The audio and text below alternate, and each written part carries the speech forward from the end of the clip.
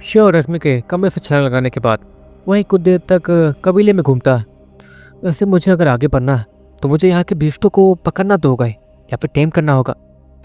ये कबीला बहुत ज़्यादा छोटा कबीला है, इसलिए यहाँ आसपास जो भी बीस्ट होंगे वो बहुत ज़्यादा कमज़ोर होने चाहिए। इसलिए कमज़ोर बीस्टों को पकड़ के उन्हें ताकतवर बना सकता हूँ मैं। हाँ श्योर इस्माइल के साथ कहता। इसके बाद देखते देखते श्योर वो जंगल जाता, वो भी छिप कर, क्योंकि कबीले से कोई भी बाहर नहीं जा सकता था, कोई भी आम आदमी। लेकिन श्योर वो आम आदमी थोड़ी था, उसके पास नीडोकोड था, मतलब वो एक बीस्ट टेमर कहलाया जा सकता। श्योर उस कबीले से बाहर जाने के बाद ये देखता है कि उसके सामने घना जंगल है। श्योर उस रास्ते नहीं जाता जहाँ पर बहुत सारा रोशनी और बहुत कुछ था, क्योंकि वहाँ पर सिपाही पहरा देते थे। श्योर धीरे धीरे अंधेरे जंगल की तरफ बढ़ता, यहाँ पर सिर्फ चांद की रोशनी थी और कुछ नहीं। जिसके बाद देखते देखते उस चांद की रोशनी में श्योर चलते रहता। श्योर काफ़ी देर तक कुछ सोचता, लेकिन श्योर को कोई भी ऐसा आइडिया आ नहीं रहा था जिससे वो किसी बीस्ट को आसानी से टेम कर सके बिना उससे चोट पहुँचाए। अजीब बात, यहाँ तो बहुत ज़्यादा कमज़ोर बीस्ट है, इतने कमज़ोर कि मुझसे ही डर के भाग रहे हैं, जबकि मैं एक इंसान हूँ। लेकिन मुझे किसी ऐसे बीस्ट को ढूंढना होगा जो कि कमज़ोर हो और उसे ताकतवर बना के मेरा फ़ायदा हो।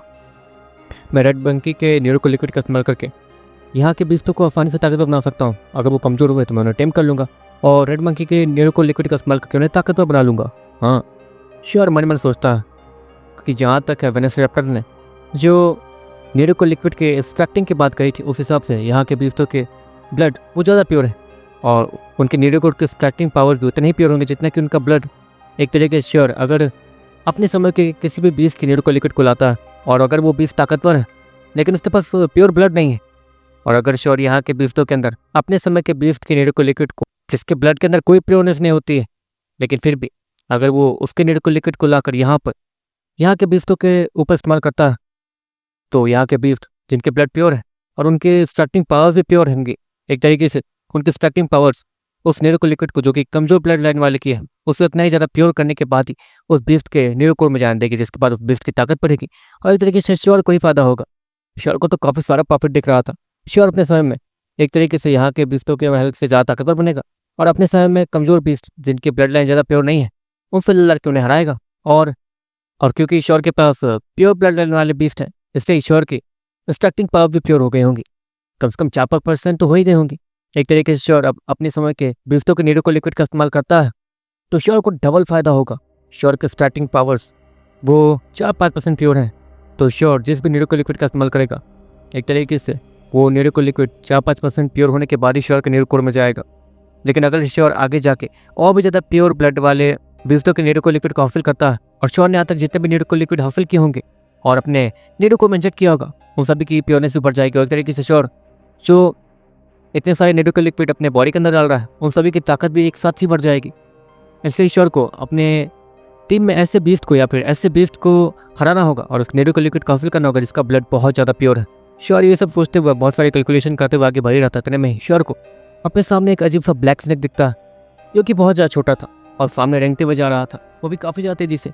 उसकी स्पीड सच में काफ़ी ज़्यादा तेज़ थी। श्योर भी उस स्नेक की स्पीड को देख के हैरान हो गया था।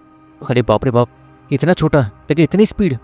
श्योर हैरानी से कहता, और क्योंकि वो स्नेक बहुत ज़्यादा कमजोर था और वो एक तरीके से श्योर का भी कुछ नहीं बिगाड़ सकता था, इसलिए श्योर तुरंत अपनी जगह से कूदता और उस स्नेक के सामने जाकर खड़ा हो जाता। वो स्नेक जैसे ही श्योर को अपने सामने कूद कराते हुए देखता वो अपने फन को फैला लेता और गुस्से से श्योर को देखने लगता। अरे अरे घबराओ मत, मैं तुमसे बात करने आया हूँ। क्या तुम मेरे दोस्त मतलब मेरे पालतू बनोगे? देखो असल बात यह है कि मेरे टीम में कुछ लोगों की कमी है। तुम स्नेक हो, अगर तुम ताकतवर बनते हो तो तुम्हारे पास जहर है। जहर के इस्तेमाल से हम लोग बहुत कुछ कर सकते हैं, सोचो। श्योर इस्तेमाल के साथ उस ब्लैक स्नेक से कहता, तुम्हारी हिम्मत कैसे हुई? 1 मिनट रुक जाओ, तुम मुझसे बात कैसे कर पा रहे हो? वो स्नेक फिसफिसाते हुए श्योर से कहता, मतलब वो छोड़ो, अगर तुम मेरे यहाँ तो टेम हो जाते हो, मतलब मेरे पालतू बन जाते हो, तो तुम मेरे न्यूकोर से अंदर बाहर आ जा सकते हो। ये देखो। श्योर इतना कहने के बाद वेलोसिरैप्टर मोटे कीड़े और रेड मंकी को बुलाता है। रेड मंकी तो वहाँ आते ही डर जाता है। ऑफकोर्स वो इस टाइप के वातावरण में पहली बार आया था जहाँ पर सब कुछ काफ़ी ज़्यादा अलग लग रहा था। यहाँ की हवा के अंदर ही एक अलग एनर्जी थी। श्योर ये क्या है? वो रेड मंकी हैरानी से कहता, देखो तुम्हें इसकी आदत पड़ जाएगी। श्योर रेड मंकी से कहता। रेड मंकी आसपास की चीज़ों को ऑब्जर्व करने लगता और वहाँ चारों तरफ गोल गोल घूम के देखने लगता। दूसरी तरफ वो ब्लैक स्नेक सच में काफ़ी ज़्यादा हैरान तो दिख रहा था, क्योंकि श्योर उससे ऐसी ऐसी चीज़ें करके दिखा रहा था जो कि ऑफकोर्स आम इंसान नहीं कर सकते। माफ़ कर दो, अगर मैं अकेला होता तो तुम्हारे साथ आ जाता। ऐसे अच्छा लगा तुम्हारे जैसे इंसानों को देखकर, जो कि कम से कम मुझसे बात तो करने आया। वरना बाकी इंसान तो मुझे देखते ही लकड़ी कुल्हाड़ी और भाले वगैरह से मारने की कोशिश करते हैं। इतना कहने के बाद वो स्नेक फिर से अपनी आने लगता। लेकिन मैं वैसा नहीं हूँ, तुम चाहो तो मेरे साथ रह सकते हो। श्योर उस स्नेक के सामने बैठते हुए कहता। लेकिन माफ कर दो, मैंने कहा ना, अगर मैं अकेला होता तो आ जाता। लेकिन मैं अकेला नहीं हूँ, मेरे साथ मेरी बीवी और मेरी बेटी रहती है और मैं उनके साथ बहुत ज़्यादा खुश हूँ। वो स्नेक वो श्योर से कहता, जिसके बाद श्योर ये देखता है कि वो स्नेक अपने साथ कुछ खाने भी ले जा रहा था, क्योंकि थोड़े बहुत मांस के टुकड़े थे किसी मरे हुए बीस्ट के। अच्छा, लगता है मैंने तुम्हें डिस्टर्ब कर दिया है ना। श्योर उस ब्लैक स्नेक से कहता, जिसके बदले में वो ब्लैक स्नेक कोई बात नहीं कह के वहाँ से पलट के जाने लगता। श्योर उस स्नेक को जाते हुए देखता और वो स्नेक भी आखिरी बार श्योर को पलट के देखता कि कहीं श्योर उस पर हमला तो नहीं करेगा। वो स्नेक श्योर से काफ़ी ज़्यादा दूर आने के बाद लंबी सांस लेता है। हाँ, कम से कम बाकी इंसानों जैसा तो नहीं था। वो ब्लैक स्नेक वो मन में सोचता है, लेकिन अचानक से उसे अपने पीछे से एक आवाज़ आती है जो कि भागने की थी। वो तुरंत ही पीछे मुड़ता है और उसे वहाँ पर श्योर दिखता है। अब यहाँ पर वो ब्लैक स्नेक इससे पहले कि और भी कुछ कहता, अरे देखो घबरा मत, वैसे भी हमारे पास आज कुछ काम नहीं है, सोचा कि तुम्हारे फैमिली से मिल लें। वैसे भी मुझे कोई ऐसा बीस नहीं मिल रहा जो कि हमारे काम का हो, तो आज तुम्हारे साथ ही घूम लेते हैं। वैसे भी तुम मुझे काफ़ी ज़्यादा अच्छे लगे। श्योर वो उस ब्लैक स्नेक से कहता, लेकिन मुझे माफ़ कर दो, मैं अपने परिवार को खतरे में नहीं डाल सकता। मैं अपने परिवार से तुम्हें नहीं मिला सकता। वो ब्लैक स्नेक श्योर से कहता, देखो तुम घबराओ मत, तुम चाहो तो मेरे हाथ के ऊपर चढ़ जाओ, तुम बहुत ज़्यादा जहरील हो, ये मुझे अच्छे से पता है। अगर मैंने कुछ गलत किया तो मेरे हाथ पे बैठे रहना और मुझे काट लेना, या तो तुम्हारे बॉडी के ऊपर जो इतने बड़े बड़े स्केल्स हैं जो कि जहरीले हैं वो मेरे बॉडी के अंदर गड़ी जाएंगे, अगर तुम टाइटली मेरे हाथ को रैप कर लो तो। श्योर उस ब्लैक स्नेक से कहता, बड़े अजीब आदमी हो तुम, पहले मुझे मिले, मुझसे बात किया, मुझे अजीब वगैरह चीज़ें दिखाया, फिर मुझे जाने दिया, फिर मेरे पास आ गए और अब कह रहे हो कि मेरी फैमिली से मिलना है और तो और अपनी जान भी मेरे हवाले कर रहे हो। वो ब्लैक स्नेक श्योर से कहता, हाँ, वैसे हमारे पास कोई काम नहीं था और इससे कैसे बताऊँ कि मुझे सांप के ऊपर एक प्रोजेक्ट बनाना है। अब क्योंकि सांप ऐसे बीस्ट होते हैं जिनसे सब दूरी रहते हैं, और क्योंकि ये एक सांप है तो अगर मैं इसके ऊपर प्रोजेक्ट बनाऊंगा तो पक्का मुझे ज़्यादा नंबर मिलेंगे। श्योर मन मन सोचता। दूसरी तरफ वो मोटा करा वो उस ब्लैक स्नेक के सर पर चढ़ जाता, जिसकी वजह से वो ब्लैक स्नेक अचानक से डर जाता। अरे अरे डरो मत, देखो मैं मानता हूँ कि ये लड़का बहुत ज़्यादा बेवकूफ़ है, किसी काम का नहीं है, लेकिन दिल का अच्छा है। देखो मैं तुम्हारे सर के ऊपर चढ़ा हूँ, मैं चाहूँ तो तुम्हें मार सकता हूँ, लेकिन मैं नहीं मारा ना, वैसे ही तुम इसके हाथ के ऊपर चढ़ जाओ, और वैसे भी हम लोग बस तुम्हारी फैमिली से मिलना चाहते हैं, समझे। वो मोटक रहा उस ब्लैक स्नेक से कहता, अरे तुम तुम मुझे मना रहे हो या धमका रहे हो? हाँ चलो ठीक है, लेकिन खबरदार मेरी फैमिली उससे उन्हें कुछ होना नहीं चाहिए। वो ब्लैक स्नेक श्योर से कहता, जिसके बाद देखते देखते श्योर ब्लैक स्नेक और बाकी सभी आगे बढ़ने लगते हैं। श्योर के निरुकों से सिर्फ मोटा किराई बाहर निकला था ताकि वो चाहो तुम नजर रख सके। श्योर उस ब्लैक स्नेक के बताए गए रास्ते पे बढ़े जा रहा था। वैसे एक बात बताओ, तुम्हारी फैमिली में तुम्हें मिला के 3 लोग हैं, तुम्हारी बीवी और तुम्हारी वो बच्ची, तो क्या अपनी बीवी बच्चियों का ख्याल तुम अकेले रखते हो? श्योर उस ब्लैक स्नेक से कहता, हाँ ये सही कहा तुमने। वो ब्लैक स्नेक श्योर से कहता, वैसे तुम्हारे बॉडी पे ये चोटें कैसी आई?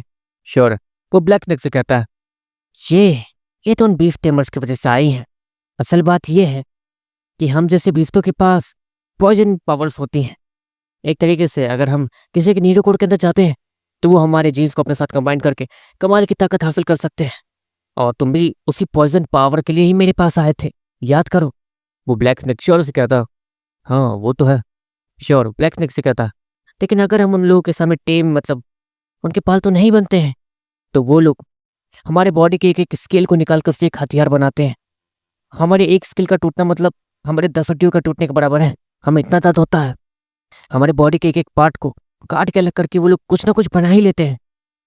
वो ब्लैक स्नेक श्योर को समझा रहा था, और श्योर भी उसके दर्द को इमेजिन कर सकता था कि आखिर उस स्नेक्स को कैसा लगता होगा जो कि किसी बीस टेबर के हाथ फंस जाते होंगे। श्योर देखते देखते रुक जाता है और उस ब्लैक स्नेक को अपने बैग में लाए गए छोटे मोटे दवाई वगैरह निकाल के लगाने लगता, जिसके कारण उस ब्लैक स्नेक को काफ़ी ज़्यादा आराम मिलता और वो ब्लैक स्नेक बहुत ज़्यादा खुश दिखने लगता, क्योंकि उससे ये दर्द काफ़ी दिनों से हो रहा था। क्या तुम वैद्य हो? वो ब्लैक स्नेक हैरानी से श्योर को देखते हुए कहता, नहीं, मेरी बहन वैद्य है। श्योर, वो ब्लैक स्नेक से कहता। अच्छा, बहुत बहुत शुक्रिया लड़के। वो ब्लैक स्नेक इतना कहता और फिर से श्योर के साथ आगे चलना और बढ़ना जारी रखता। कुछ देर तक आगे चलने के बाद वो ब्लैक स्नेक एक अजीब से काले गड्ढे के पास आता। वो काला होल जमीन के नीचे तक जा रहा था। वो ब्लैक स्नेक उस काले होल के चारों तरफ गोल गोल घूमता और फुसफुसाता भी है। कोई है, बाहर तो निकलो।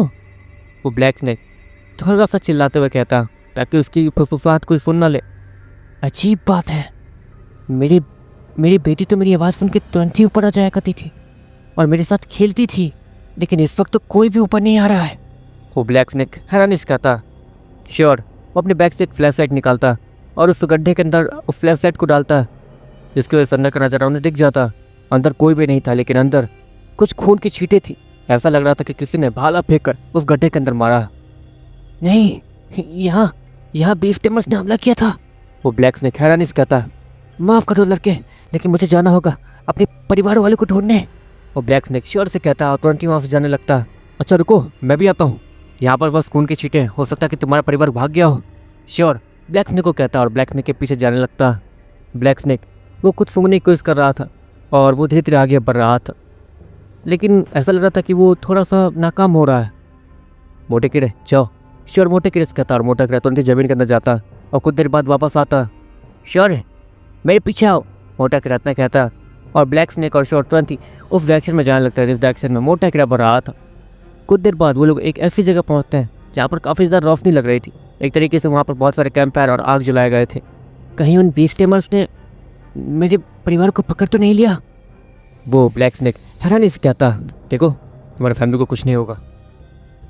अगर वो लोग यहाँ पर आए तो मैं उन्हें ज़रूर बचा लूँगा, घबराओ मत। श्योर, वो उस ब्लैक स्नेक से कहता और धीरे धीरे आगे बढ़ने लगता। ऐसे तो वहाँ पर कोई भी ब्लैक स्नेक दिख नहीं रहा था, लेकिन अचानक से श्योर को एक आदमी की आवाज़ आती है। हा, देखा तुमने? वो साला ब्लैक स्नेक मेरे सामने झुक जाता तो क्या जाता।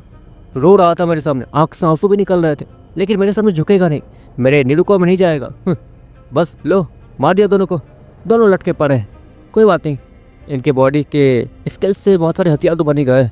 इतना कहने के बाद वो आदमी लोग उस हथियार को देखने लगते हैं और उस तरफ देखते हैं जहाँ पर उस स्नेक की बॉडी को छील के रख दिया गया था। श्योर भी ये देखता है कि वो इंसान किस तरफ देख रहे हैं, इसलिए श्योर भी उसी डायरेक्शन में मुड़ जाता है और देखने लगता है। श्योर को वहाँ पर दो स्नेक्स की बॉडी दिखती है जो कि बेरहमी से काट के रख दी गई थी।